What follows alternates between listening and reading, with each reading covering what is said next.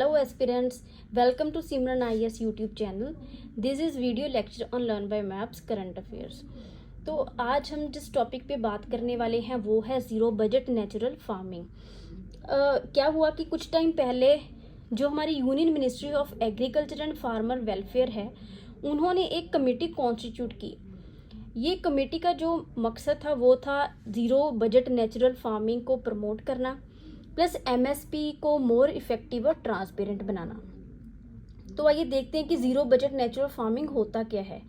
Zero budget का मतलब होता है कोई खर्चा किए बिना, कोई 1 रुपया भी खर्चे बिना आपने फार्मिंग करनी है। यानी कि जब हम खेती करते हैं तो उसमें बहुत सारी इनपुट्स हम यूज़ करते हैं। खाद हो गया, उसमें हमें पेस्टिसाइड यूज़ करने पड़ते हैं। तो इसमें कुछ भी रुपया यूज़ नहीं करना, इनपुट कॉस्ट नहीं होती आपकी। और नेचुरल फार्मिंग का मतलब है कि जो हमने फार्मिंग करनी है that is in the harmony with nature and without using any chemicals. तो ये केमिकल फ्री एग्रीकल्चर है। इसको जो ओरिजिनली प्रमोट किया गया था, ये पद्मश्री रिसिपिएंट सुभाष पालेकर ने किया था। ये एक्चुअली जो ग्रीन रेवोल्यूशन के इन्होंने जब साइड इफ़ेक्ट देखने शुरू किए तो इन्होंने इस एग्रीकल्चर की जो टेक्निक है इसको इन्होंने प्रमोट किया। तो 4 पिलर्स हैं ज़ीरो बजट नेचुरल फार्मिंग के। एक है बीजामृत, दूसरा है जीवामृत, तीसरा है मल्चिंग और चौथा है वपासा। इसको हम स्लोली हम डिस्कस करेंगे आराम से कि ये कौन कौन से हैं और इनमें क्या है, क्या क्या इनके बेनिफिट्स हैं। सबसे पहले देखिए कि जीवामृत है। जीवामृत में क्या है कि जो पशु हैं हमारी इंडिजिनस काउज, हमारे पास इंपोर्टेड काउज भी हैं। फॉर एग्जांपल हमारे पास एचएफ है, काफ़ी सारी जो गाय हैं हम बाहर से लाई हुई गायें हैं। लेकिन जो हमारी इंडिजिनस गाय हैं, इंडिजिनस काउ ब्रीड है, उनका एक तो गोबर, एक गौमूत्र, इनको लेना है। गांव में क्या एक यूज़ करते हैं तरीका, उसमें क्या करते हैं कि काऊ डंग को काफ़ी टाइम तक ऐसे ही खेत में छोड़ रखते हैं जितने में वो डाइजेस्ट हो जाए।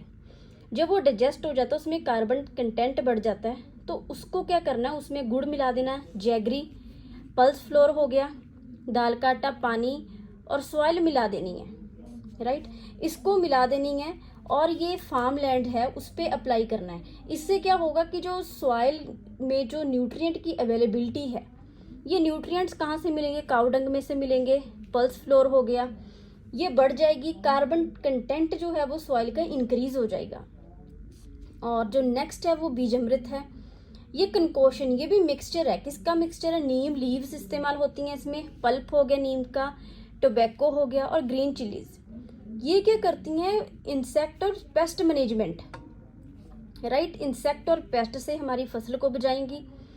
और जो ट्रीट सीड्स, जो भी हमारे सीड्स होंगे उस पे पहले ये लगा के रखा जाएगा ताकि जो सीड है वो डिजीज से बच सके। एक है नेक्स्ट है मल्चिंग, जिसे अचादाना भी बोलते हैं। ये टॉप सॉइल को कल्टीवेशन के टाइम पे बचाता है। इसमें क्या होता है कि कुछ मटेरियल्स ऐसे होते हैं, फॉर एग्जांपल क्रॉप वेस्ट होगी, पंजाब हो गया, हरियाणा हो गया, यूपी का वेस्टर्न यूपी हो गया। यहाँ पे ग्रीन रेवोल्यूशन के बाद जब मैकेनाइजेशन हुआ तो जब राइस उगाते हैं तो उस टाइम के बाद राइस को हार्वेस्ट करने के बाद और गनक और जो वीट होती है कनक, उसको बीजने का टाइम जो होता है, बीज का जो गैप होता है वो काफ़ी कम होता है। तो फार्मर्स क्या करते हैं, फटाफट से जो स्टबल होती है, जो वेस्ट होता है, उसको जला देते हैं और दोबारा से अपनी जो फसल है उसको बीज लेते हैं साफ करके खेत को। तो जो मल्चिंग है उसमें क्या करना, उस मटेरियल को यूज़ करना है। मटेरियल धीरे धीरे डिकम्पोज हो जाएगा और ह्यूमस प्रोड्यूस होगा।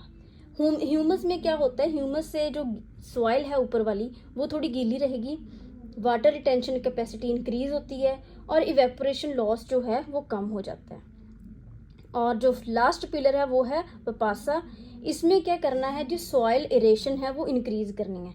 जो सॉइल एरेशन की ज़रूरत होती है वो होती है प्लांट ग्रोथ के लिए, डेवलपमेंट के लिए। इससे जो वाटर रिटेंशन कैपेसिटी है वो भी बढ़ती है। तो जो नेचुरल फार्मिंग है वो फर्मेंटेड माइक्रोबियल कल्चर है जो सॉइल में न्यूट्रिएंट ऐड करता है और कैटालिटिक एजेंट की तरह। कैटालिस्ट क्या होते हैं, जो कोई भी रिएक्शन हो रही है उसके रेट को इंक्रीज कर देते हैं। तो एक्टिविटी ऑफ माइक्रोब्स को इंक्रीज करते हैं सॉइल में और अर्थवॉर्म्स को, अर्थवॉर्म क्या करता है, ये भी जो एयर पासेज होती है अर्थ की वो इंक्रीज करते हैं। अब इसका बेनिफिट्स देखते हैं।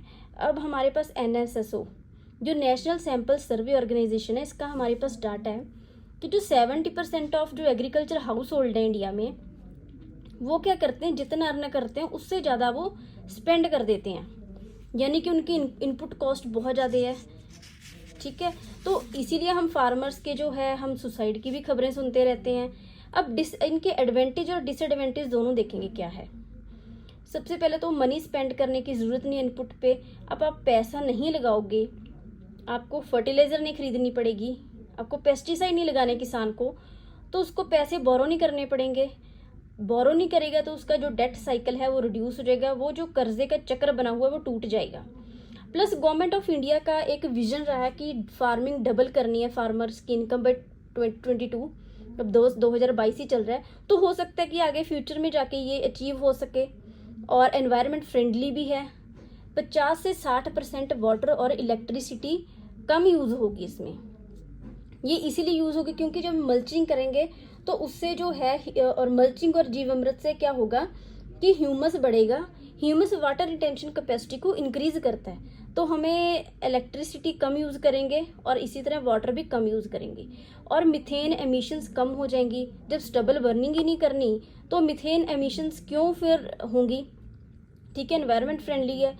इश्यूज़ क्या हैं, सबसे पहला जो इशू है वो ये है कि सिक्किम जो था इंडिया में वहाँ पे ऑर्गेनिक फार्मिंग इंट्रोड्यूस की गई थी, वहाँ पे जो यील्ड है पर हेक्टेयर या पर एकड़ जो प्रोडक्टिविटी है वो कम हो गई पहले से। ये चीज़ हमें देखने को मिली है अभी भी श्रीलंका में, जहाँ पे अचानक से ऑर्गेनिक फार्मिंग का डिसीजन लिया गया और वहाँ पे फूड सिक्योरिटी के इश्यूज आए और इनडायरेक्ट वे में इनपुट कॉस्ट बढ़ेगी। क्योंकि जब हम इंडिजिनस काउस की बात कर रहे हैं, इंडिजिनस काउस के लिए हाउस होल्ड्स को काउस रखनी पड़ेंगी। ठीक है, अब कोई बंदा ज़्यादा बड़े एरिया में खेती कर रहा है तो उसको जीवामृत के लिए जो उसको काऊ डंग और काऊ यूरिन चाहिए होगा वो बहुत ज़्यादा चाहिए होगा। इसीलिए क्या होगा फिर, इसीलिए उनको क्या करना पड़ेगा, ज़्यादा पशु रखने पड़ेंगे, ज़्यादा लाइफ स्टॉक रखना पड़ेगा और इसमें मैकेनाइजेशन है तो लेबर की ज़रूरत पड़ेगी, तो इनडायरेक्ट वे में कॉस्ट बढ़ती है। और ये अभी सम पार्ट्स ऑफ इंडिया में यूज़ हुआ, हमारे पास अभी इतने एम्पेरिकल एविडेंस नहीं मिले हैं कि ये कहा जा सके कि हाँ ये लॉन्ग रन में ज़रूर जो ज़ीरो बजट नेचुरल फार्मिंग है ये लॉन्ग रन में ज़रूर बेनिफिशियल है एनवायरनमेंट के लिए भी। लेकिन अभी जो हमारे सर पे, जो इंडिया के सर पे, किसानों के सर पे जो एक तो फूड सिक्योरिटी का इशू है, एक इनकम को लेके इशू है, उसको ये अभी सॉल्व नहीं कर सकती। ये फ्यूचर के लिए एक अच्छा प्लान है जब हम क्लाइमेट चेंज की बात कर रहे हैं तो उसके लिए तो ठीक है, लेकिन अभी जो हमारी प्रॉब्लम्स हैं जैसे एग्रीकल्चर क्राइसिस हो गया, उसको ये ज़ीरो बजट नेचुरल फार्मिंग जो है अभी उसको एड्रेस नहीं करेगी। लेकिन कुछ गवर्नमेंट्स ने स्कीम्स भी बनाई हैं, जैसे आंध्र प्रदेश है, उन्होंने 2018 में प्लान बनाया कि हम 100% नेचुरल फार्मिंग कर देंगे 2024 तक। इसी तरह जो गवर्नमेंट ऑफ इंडिया का परंपरागत कृषि विकास योजना है, इसमें ये कहते हैं कि जितनी भी केमिकल फ्री टाइप जो फार्मिंग की टाइप्स हैं, सभी टाइप्स उनको प्रमोट किया जाएगा, एनकरेज किया जाएगा।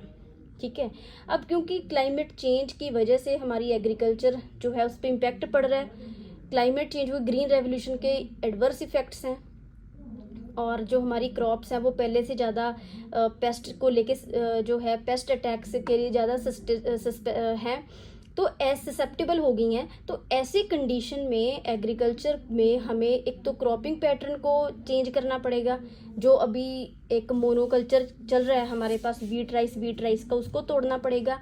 प्लस जो फार्मर्स के इश्यूज़ हैं, चाहे इनकम को लेके, चाहे फूड सिक्योरिटी को लेके, हमारी पॉपुलेशन के इश्यूज़ हैं, तो उसके लिए गवर्नमेंट को क्या है, वे फॉरवर्ड यही है कि गवर्नमेंट को इन्वेस्टमेंट करनी पड़ेगी गवर्नमेंट को, ये रिसर्च एंड डेवलपमेंट में भी, ये प्राइवेट सेक्टर को भी इसमें इन्वेस्टमेंट करनी पड़ेगी। तो आज की वीडियो के लिए इतना ही। Thanks for watching.